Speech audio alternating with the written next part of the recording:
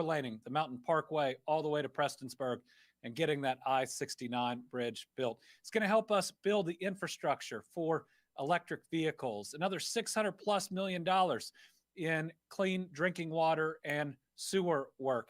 It's going to help us have the infrastructure that we need to ensure that an economy that is on fire doesn't just continue for 3 years, but the next 30 years. So an exciting day going on right now in Washington. Also exciting about how it happened. Having people come together from both parties, supporting something that isn't red or blue, Democrat or Republican. Safer roads and cleaner water are just good for every Kentucky and every American family. And here in Kentucky, we continue to invest as well in important projects around the state. Today, we, along with U.S. Representative Hal Rogers, announced $9.18 million in funds for economic development projects in 10 eastern Kentucky counties. When completed, these projects will help support local communities and spur economic growth in the counties of Martin, Letcher, Floyd, Leslie, Knox, Knott, Owsley, Boyd, Pike, and Perry counties. The funding is through the Abandoned Mine Land Economic Revitalization Program. Congressman Rogers has championed this federal funding since 2016. We've seen over $140 million flow into Kentucky. This cycle received more than 70 applications for funding, and the projects selected include Cold Storage LLC receives $2.5 million for construction of an agriculture cold storage facility in Martin County, in which an underutilized existing spec building will be converted into a refrigerated commercial facility allowing apples to be stored up to a year after picking. Cowan Community Action Group was awarded $1 million to equip the Farmers Market Pavilion with cold storage, commercial equipment, and an office and stage, and to expand the Cowan Food Service Kitchen, as well as equip a food truck. Appalachian Regional Healthcare was awarded $750,000 to equip the Highlands ARH Medical Center in Prestonsburg with a diagnostic CT scanner and mammogram equipment. We're going to be able to provide better care to the people of that region. Leslie County Fiscal Court awarded $1 million to expand the Leslie County Recreational Facility by constructing a camping complex. City of Boonville was awarded $600,000 for constructions of cabins to allow overnight accommodations at Sag Hallow Golf Course. KCEOC, Community Action Partnership, awarded $750,000 to purchase an existing building on 10 acres in Knox County for a diesel mechanic shop and a CDL test site. Both critically important types of workers in high demand now that are going to help us put people in that county and the surrounding areas to work. They're going to lease the facility to Southern Kentucky Community and Technical College, which will operate it. The City of Ashland awarded $1 million to engineer and design a parking garage and convention center in downtown Ashland, something that community has needed. Pike County Fiscal Court, $700,000 to install 3,000 feet of electric lines at the Wolf Pit Industrial and Technology Park. We got to get the infrastructure up and ready to be build ready at places like Glendale, which we invested in over decades. Same here, making sure that we're getting that site ready. Knott County Water District, $600,000 for the purchase of 2 backup generators for the system that produces water for 3 counties, servicing 7,000 citizens. Finally, Hazard Community and Technical College, $280,000 for equipment purchases for the expansion of its successful lineman training program. Again, a high demand job that we are training folks for right now. These grants will help provide job growth and economic stimulus to these local communities. The grants are available for projects in 54 Appalachian counties in Kentucky with historic coal mining sites that have the potential to create long-term economic benefits. Since the program's inception in 2016, 63 projects in 23 counties have been selected for funding. Programs generated 143 jobs so far, including 83 positions at Dash Core Aluminum Extrusion Project in Perry County, and more than 258 workers trained in the East Kentucky Advanced Manufacturing Institute and at the Hazard Community and Technical College. So, again, if we want the future that is in front of us with an economy on fire, we have to invest in our workforce. We have to invest in our sites. and we have to invest in our communities. In the upcoming budget, you will see significant investments in our infrastructure, in our people, in our education, in our health. We are ready to rise to be an economic leader, and we have to take the steps that we need to so that we are ready to not only lead, but to continue to be a leader for decades to come. As we move into the COVID update, it starts with the tough milestone that we memorialized yesterday. So yesterday afternoon in the Capitol Rotunda, the First Lady, Lieutenant Governor Coleman, and I were joined by religious leaders and healthcare heroes as we held a memorial service to mark the heartbreaking milestone of losing more than 10,000 Kentuckians to COVID-19. During this somber and appropriate service, we heard the personal stories of loss and of struggle. I also announced the artist and design of a new permanent Team Kentucky COVID-19 memorial that will soon stand on the Capitol grounds as a tribute, as a testament, and as a memorial to everything that we have been through. It's just been a year and a half, and the pain, the sorrow, the grief that this has inflicted upon us is hard to place historically. We've lost over 5 million people worldwide, with over 10,000 of our fellow Kentuckians having succumbed to such an evil virus. As we said yesterday, that means the loss of Kentuckians just to the pandemic in a year and a half is closing in on the total number of Kentuckians lost in World War II, Korean War, and Vietnam combined. Now that 10,000 is more than the population of so many of our Kentucky cities. Imagine them, places that you love and that I love, completely wiped out. And the magnitude of this loss, it has a tendency, along with the period that we have been at war with this virus, to make us numb. And a big part of both hearing from the families that have lost, to the healthcare heroes, to the rest, is that we cannot grow numb. As we'll talk about in a minute, this virus likely isn't finished with us, as we're seeing rises in cases in Europe.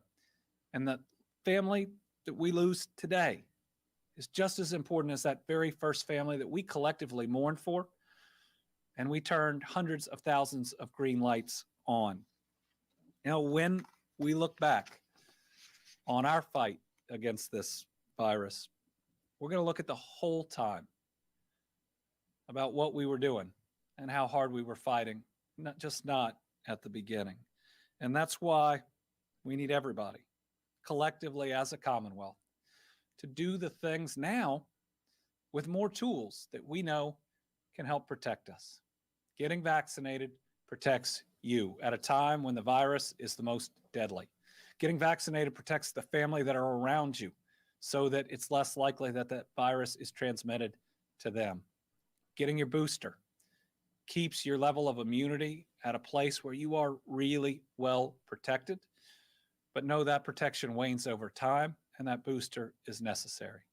Getting your kids vaccinated is the way that we keep them in school. We get their life back to normal, or as normal as we can during these times, and it's how we protect those around us. It's how we protect those kids' grandparents, the folks that come into their schools, the folks they interact with every single day, and yes, we'll talk about a little later, them themselves. It's part of our obligation to ensuring we never forget those lost and for those sacrificing right now. This COVID-19 memorial is going to be special. Amanda Matthews is a sculptor and a painter who was born in Louisville, now based in Lexington. Amanda is also the CEO of Prometheus Foundry, which focuses on public art, monuments, and conservation. Amanda's winning design for this Team Kentucky Memorial project is titled United We Stand, Divided We Fall, after our state motto. It is going to be a special place where people can bring their kids to remember those we've lost, to remember the very best of us that we saw during this time, and maybe just to collectively thank those that have sacrificed so much during this pandemic.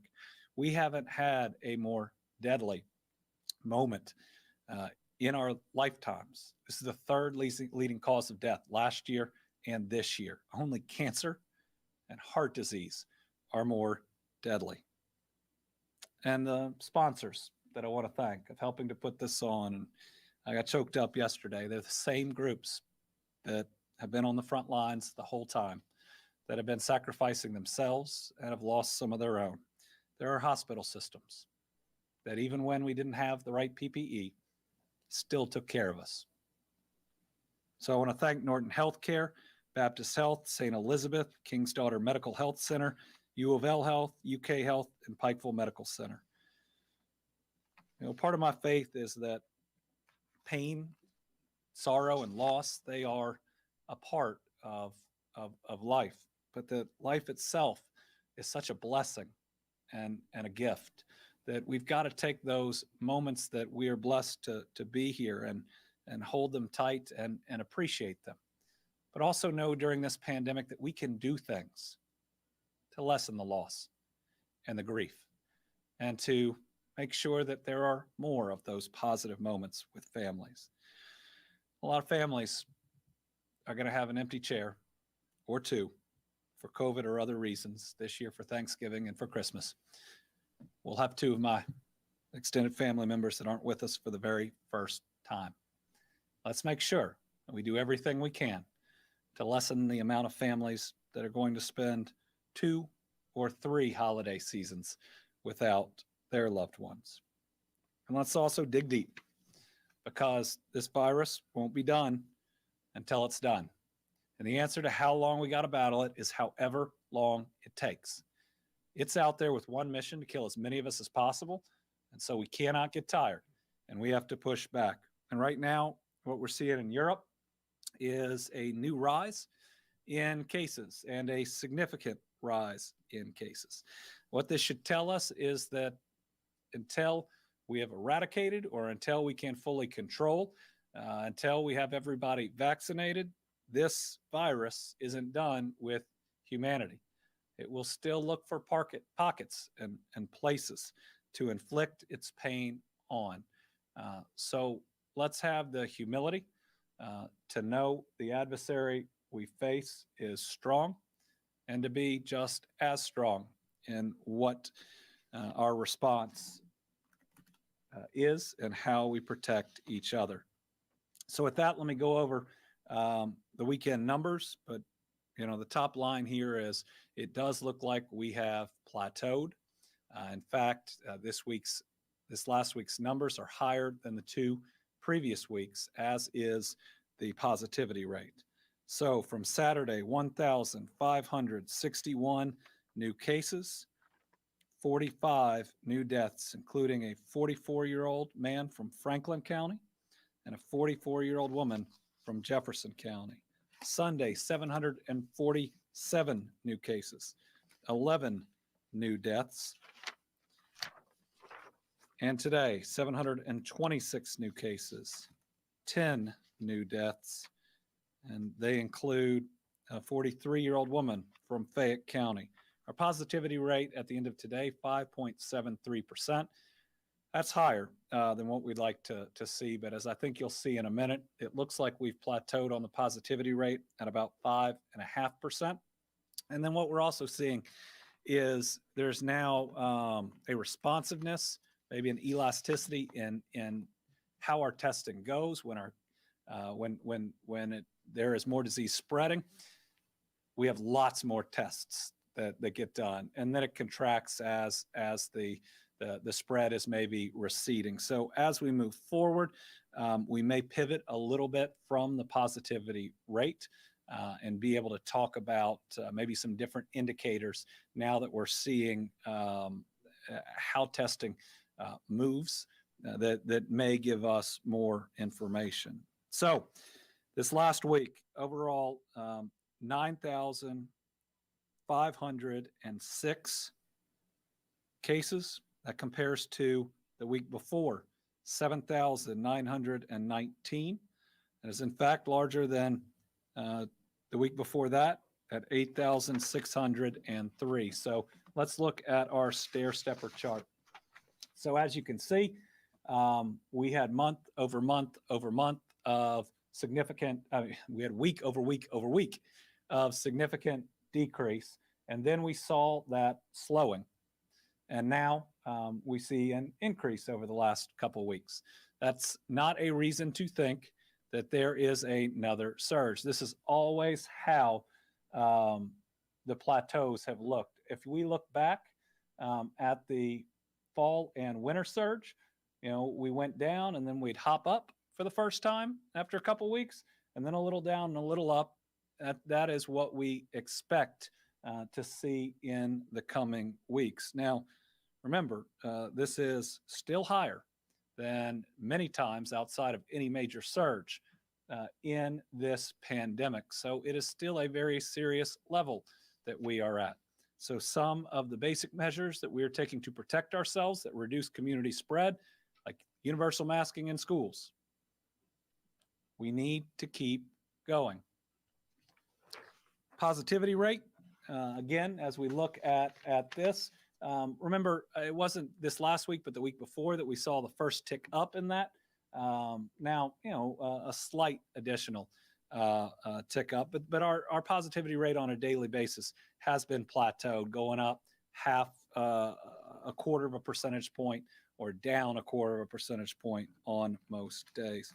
The plateau also appears, and it may take a few more days, to show up in our hospitalization, ICU, and ventilator numbers. So if we look at hospitalization, right, this is, we have had some bumps before on our way down. This one looks a little more steady than what we have seen in the past. Indications are we are plateauing there. This is still far too many people in the hospital. These are our friends and our neighbors. It should be a reminder that the Delta variant, which is about all we're seeing across the country right now, is still very deadly and makes you sick at a much higher rate than the original strain of this pandemic. And think about this. It's that level right now, even with all the monoclonal antibodies and the other treatments. I mean, our treatments are much better than they used to be, but the virus is much stronger and much deadlier and makes you sicker than what we used to see. The ICU chart shows the same thing. Again, a plateau is you never hit a flat horizontal line. What you see is smaller increases and decreases like we saw in the ICU numbers in between the fall surge and the Delta variant. So that's really the Alpha and the Delta. But look, this plateau, if that's where we are, is higher than what it was in between Alpha and Delta. Now, I'll put in a plug here. I think those numbers can and will be lower if everybody gets boosted. Between the Alpha and the Delta variant surges, we were at the top of our game for those that got vaccinated in immunity. And we believe that means less people spread it and you have fewer negative outcomes. Now, as we showed you, about a week ago, waning immunity is real. And we have every month more vaccinated individuals as a percentage, making up those that are hospitalized. That is a direct result of waning immunity that you can do something about. So get your booster shot. And then finally, the ventilator statistics, not as significant as the rest. That still appears generally to be going down, which is what we want to see. It's certainly our hope as we get additional treatments and options and more kids and the rest vaccinated, that this number will get down to the lower levels that it used to be. A couple of other points to make. Monoclonal antibodies. The supply nationwide is down, but the supply we have still exceeds the demand. So we are in an okay place with monoclonal antibodies. But if we were to have another surge like we did before, there wouldn't be close to enough nationwide. So again, it's a good reminder that right now we have enough to treat anybody who needs it. And that is a blessing. But we got to play a little offense. In other words, getting people vaccinated to make sure that remains the case. We also cannot, at the moment, put our faith in some of the other therapeutics that are out there. We're reading about them. We're excited about them, whether that's AZD, whether that's the new Pfizer pill version. They're all going to be incredibly scarce for a long period of time. The only way you're going to be able to get them is actually seeing a doctor. And while there is a hope that at some point there'd even be medication if you were exposed to somebody that you could take, that we get somewhere to that Tamiflu level, we are a long way off from that. So as we approach, and I'll talk about it in a minute, Thanksgiving and Christmas, remember how deadly that period was last year. K through 12, we've now performed over 220,000 tests in that program that we set up with schools, and over 1,300 schools are participating in some way. Final smaller point, we are working to close the books on cases, deaths in 2020, working with the CDC on that. I know that seems like it was a while ago, but that's the way that the CDC works, and that they continue to have you work the data. Two things are going to, is what we're seeing. Number one, we are seeing some death certificates where COVID was not listed as an original cause, that it's come back and for all the right reasons added. We're working on how to pick that up because we just get the initial death certificate as it is filed. The second piece that we are working on is some death certificates just used a numerical code that would indicate COVID as opposed to the text, which makes the searches challenging. We don't think as an overall amount or percentage that there will be a significant number of additional deaths for 2020, but every death is significant. And we're going to make sure that as we close that, maybe this Thursday or next Thursday, that we're able to provide those exact numbers. And at that point, those numbers are permanent, even for purposes of history moving forward. So we've been through, I mean, when we look at the Delta variant and we look at where our hospitals were and overrun and how many people have died, we've been through hell. And thank God, we've come out of it. We've come out on, most of us have come out on the other side. But we now know we're approaching the time that the Delta variant hit us so hard. And folks, we're entering a time where we really like to get together and be close inside. And that's Thanksgiving and Christmas, or if you're my family, Thanksgiving. My birthday falls in there. My mom's birthday falls after that. And Christmas. I really want everybody to be safe during this period of time. You know, with my family having, for non-COVID reasons, 2 empty chairs that have been at both of those tables almost my entire life, I don't want anybody else to suffer that additional loss. Thankfully, there are so many tools that can make it now safer to get together when, you know, last year we were having to say, have it as small as you can. So, number one thing that can make your Thanksgiving or your Christmas safe is get everybody vaccinated, right? I mean, it's a tool where you can be together, not be worried about it. That we're going to recommend a couple of other things and be safe. So, if you have not been vaccinated, go out and get that shot as quickly as you can. I think you can be fully vaccinated by Christmas for that, and that's going to protect those people that you love. If you've been vaccinated, get your booster. Get it before Thanksgiving.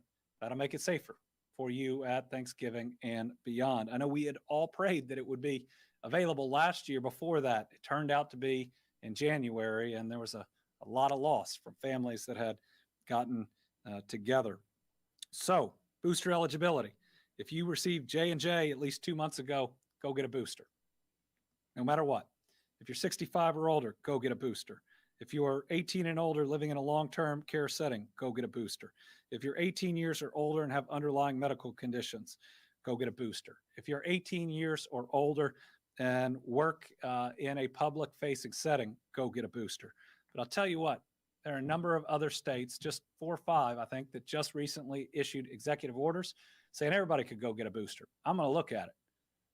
We're going to analyze it because everybody should be able to get a booster 6 months after their second shot as quickly as we can. I believe that that's the way that we fight off the next wave, and I believe the federal government will come back around to it and to that decision at some point. You know, they take into account so many factors, the number of unvaccinated individuals that are still out there. Hard to get them vaccinated. They are slowly getting vaccinated, but we have enough right now to do both. So we need to, I believe, as a country, open it up to everybody. Start protecting children 5 through 11 by getting them their first dose of vaccine. And remember, get them the second dose 3 weeks later, because this is Pfizer. And remember, they're not fully vaccinated until 2 weeks after that.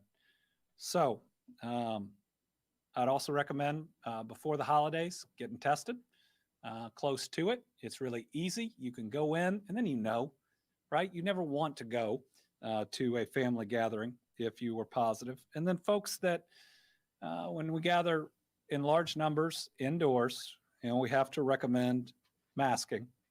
But certainly those members that are not vaccinated or fully vaccinated really should consider masking. So listen, these are holidays that I love. We're putting up the Christmas decorations right now. Some would argue it's too early, but you know what? After all we've been through, we're doing it right now. And it's really fun, right? It's really fun. I'm feeling this Christmas maybe in different and special ways. So let's make sure that there are only positive memories coming out of it. And if you share my faith, remember Christmas is about a lot more than just getting to do what we want to do. It's about celebrating the birth of the individual who taught us sacrifice and love and set the example about doing the right thing. So let's make sure we honor that in the way that we go about that holiday. All right, some good news after all that. I mean, we see what's going on in Europe and we see the plateau, but over the weekend, 24,138 new vaccinations, new individuals being vaccinated in the Commonwealth of Kentucky. 425,401 Kentuckians have now been boosted. They've gotten their booster. That's 425,401. And in the first full week of 5 through 11-year-olds being eligible, 15,163 individuals vaccinated. We actually think this might double next week. If you look at, typically it takes about 3 days for us to get some of the numbers. And there are some school systems out there and some other groups that are doing an incredible job. So let's break down the demographics of our vaccinated population. We're still 58% of all Kentuckians, but of those now eligible, 5 years and older, ticked up 1% to 62, and the total 18 years and older. Remember, I always say these are people that get to make their own decision, now up to 71%. 75 and up, hanging at 89%. We really do. I mean, it seems like a great number, but it's the most vulnerable. We really do need to get that rest of that population vaccinated. 65 to 74 continues to be the demographic that is getting vaccinated at the fastest rate, 93%. 50 to 64 and 40 stayed the same. 40 to 49, up a point, 67%. This should go up because for the first time in the pandemic, this group is dying at a significant or a real rate. Prior, it was very rare. Now it's on just about every line list that I review at the end of each day. 25 to 39, up a percentage. And then the percentages stay the same all the way down to 5 through 11, which is right now at 4%. But for the very first week, rolling it out, I think that this is a good sign. And I think we're going to see that increase. Now, there is a sentiment that's out there in the news. It's probably out there in society that there's a group of parents that want to wait and see, and I get that. I mean, I'm a parent and I love my child, my children more than life itself. And my child has gone ahead and gotten vaccinated. I trust this vaccine that much. But the other thing that I'd encourage people to do if you're in that group is just also think about the holidays and the collective safety of that group, and try to factor that in your decision, and reach out and get information. I remember when my first was born. We didn't know my second was coming a year and 3 days later. But starting that conversation, even over all vaccines, and at that point, with us having almost no knowledge of the process and the science and the rest, and there were some books out at the time that were suggesting untrue correlations, vaccines and different outcomes. Just talk to the people that talk to your pediatricians. I mean, that's a lifeline when your kids are small. Talk to people that you trust. Hospitalizations. So we saw the concern about the plateau going through our hospital report. Hospitalizations have decreased 4% over the last 7 rolling days. That's the smallest decrease of a percentage. But we do have our least number of hospitals with critical staffing shortages in months, with only 36 of 96. And as we talked about monoclonals, again, less supply, but also less demand. All right, finally, we're going to talk about why that 5 to 11-year-old needs to get vaccinated. Let's put up first our line chart. 5 to 11 is the dark blue line. And remember, in the beginning of COVID, we didn't see a whole lot of cases, because in the beginning of COVID, we looked at every case and the ages, and we worried about everybody that got it. And so what it always was the lowest or the second to lowest demographic in cases. How many kids are actually getting COVID and could spread COVID or could get really sick from COVID? And you saw it stayed proportional all the way through the alpha surge, which is the first big one. But look at the delta surge. All of a sudden, it went to the second highest age group for who is getting COVID. This is a direct result of the lack of vaccine availability to them, because it didn't start that way. But you see where we started seeing the blunt, in many ways, of the vaccines themselves. And even as the Delta variant kicked up after that great period of vaccination, the other age groups didn't go as high because more people are vaccinated. So right now, compared to the rest of the population, if you have a 5 to 11-year-old, they are significantly more likely to get COVID than at any previous time during the pandemic. And it's happened, right? So the next set of numbers is since the beginning of the pandemic for this demographic, 5 to 11-year-olds, 1.9 million cases. That's 1.9 million kids, that age group, that have gotten COVID. 8,300 of them have been hospitalized. If you have a 5 to 11-year-old, picture them, 8,300 kids that age hospitalized. 2,316 with that, very concerning reaction to COVID and what it. We've lost 94 kids.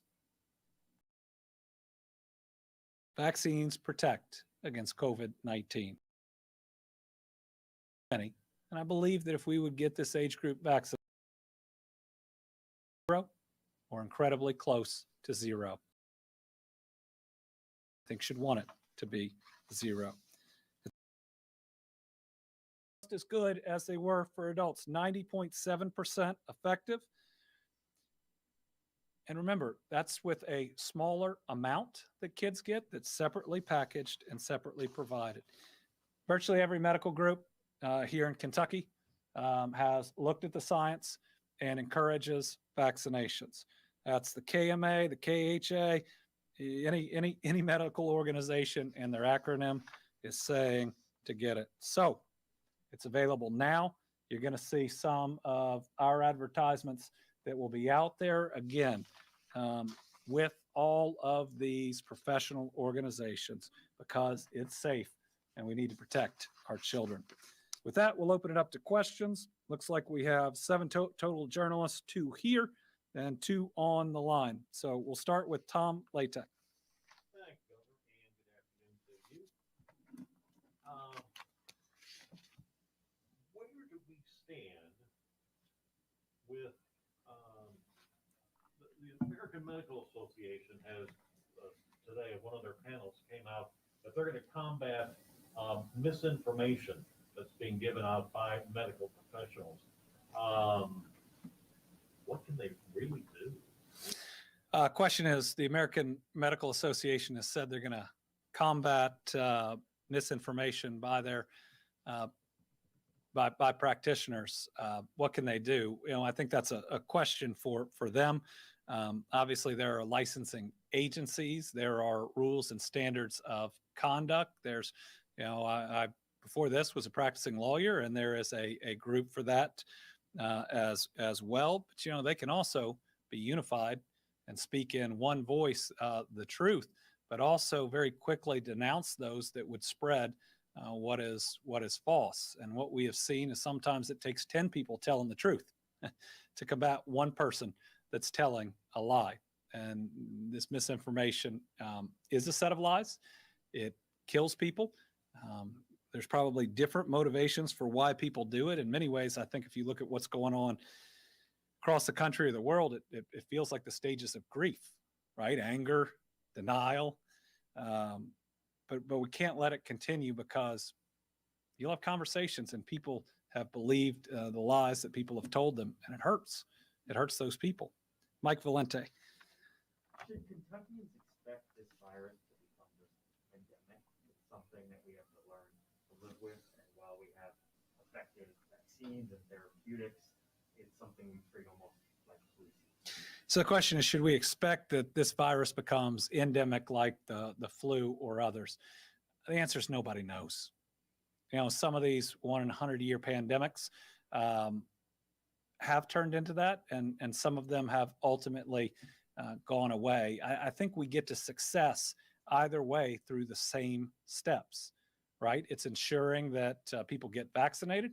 And if we need to get boosted from time to time and it tamps down the disease, let's do it. Certainly, as more vaccines get out to the rest of the world, our opportunity to get rid of it once and for all will be greater than ever before. I mean, when else in history did we have the opportunity over, and they always said it'd take a period of years to get it to the whole world, to get everybody in that period of time immunized. We also will have better treatment for it than at any time eventually throughout our history. So I still believe that we don't know and we will not know. Now, there's a lot of people who will provide commentary, but my goal is for us to beat it, for us to be able to get back to a full normal or even a better normal, whichever route we have to go. Karen Czar, WKY. Good afternoon, Governor. Thank you. And thank you, Rachel. You touched on booster shots, and we asked you that a few weeks ago, and you said the same thing, that you'd like everyone to get them. How close are you to falling in line with the few states who are just going to go ahead and allow them now? And a second question, several months ago, or earlier this year, there was an issue with the death toll being off because of reporting with the health department. Do you foresee that as potentially being another problem, or has that issue been taken care of permanently? Thank you. That issue has been taken care of permanently. Now we are seeing death certificates roll in from the last 3 or so months, which is a normal part of the process, with hospitals and doctors being so overwhelmed. They were trying to keep people alive before they finished the certificates, which is fully understandable.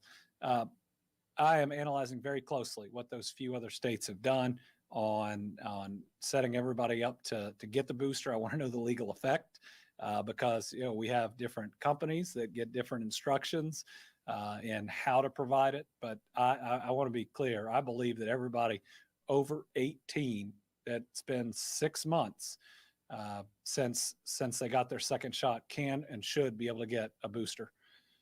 Debbie Yetter, Courier Journal.